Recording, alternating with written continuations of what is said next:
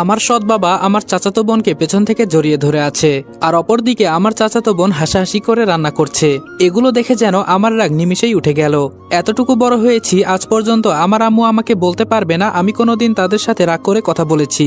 সব সময় নিজেকে শান্ত রাখার চেষ্টা করি, কিন্তু আজকে আমার চোখের সামনে যা হচ্ছে এগুলো দেখে আমার এতটা পরিমাণে রাগ হয়েছে যে মন বলছে ওদের দুজনকে জায়গায় খুন করে ফেলি। হঠাৎ মনে হলো আমার চোখ দিয়ে পানির ফোঁটা পড়ছে।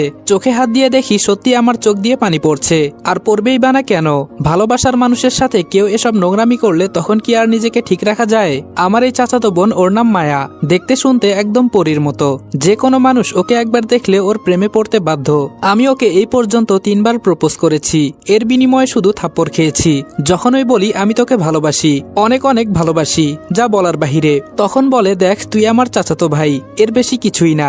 আর এটা মাথায় রাখিস আমি তোর থেকে 2 বছরের সিনিয়র। শেষবার যখন বলেছিলাম ভালোবাসার কথা তখন উত্তরে আমাকে বলেছিল আর কোনোদিন যদি এসব কথা বলিস আমি চাচির কাছে বিচার দিব।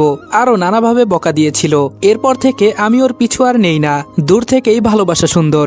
যদি আমার কপালে লেখা থাকে তাহলে একদিন অবশ্যই এই মায়া আমার বউ হবে, এ আশায় দিন যাচ্ছিল আমার। কিন্তু আজকে ভেতরে যা দেখেছি মনটা চাইছে ওদের টুকরো টুকরো করে কেটে ফেলি, আমার সৎ বাবা মায়ের সাথে।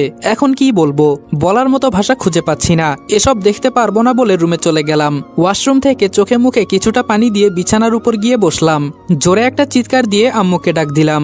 আম্মু তাড়াতাড়ি ভেতরে এসে বলল, কি হয়েছে বাবা, তুই হঠাৎ এভাবে জোরে চিৎকার দিলি কেন?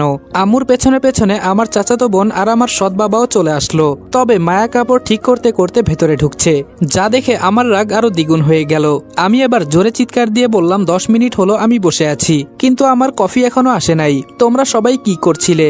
আমি কি ঘুম থেকে উঠে এখানে সারাদিন বসে থাকবো নাকি? আম্মু আমার কাছে এগিয়ে এসে বলল, বাবা তোর হঠাৎ কি হয়েছে? আমি সাথে সাথে আম্মুর হাত সরিয়ে বললাম, তুমি ছোবে না আমাকে, আজকে সকালে রান্না করতে কে গিয়েছিল? মায়া ভয়ে ভয়ে বলল, আমি। এবার আমি মায়ের দিকে চোখ গরম করে বললাম, আমি কি এই বাড়ির কাজের ছেলে? আমাকে তোর কি মনে হয়? আর সকালে তুই রান্না করছিলি ভালো কথা, কিন্তু বলতে গিয়েও থেমে গেলাম। দরজার কাছে এবার চাচা চাচিও এসে হাজির। আমার রাগ দেখে সবাই বোকা হয়ে গেল মনে হয়, কারণ কখনোই আমি আমার পরিবারের সাথে এভাবে রেগে কথা বলি নাই। আজকে আমি তোমাদেরকে সবচেয়ে বিশ্বস্ত বুকমেকার ওনেক্স সম্পর্কে বলতে চাই, যেটি পিএসজি এবং সিরিয়ার অফিসিয়াল পার্টনার। এই অ্যাপে আপনি cricket, football, tennis live match দেখতে এবং তাদের স্কোর ভবিষ্যৎবাণী করে সহজেই অর্থ উপার্জন করতে পারবেন। সেই সাথে BMW গাড়ি, আইফোন, ল্যাপটপ এবং আরো অনেক নগদ পুরস্কার জেতারও সুযোগ রয়েছে। এই অ্যাপটিতে আপনি crash, crystal, under and over 21 ইত্যাদি গেম খেলে সহজেই আয় করতে পারবেন। সাইন আপ করার সময় আমার প্রচার কোড রিদওয়ান8 ব্যবহার করে আপনার প্রথম জমাতে 24,000 টাকা পর্যন্ত পান।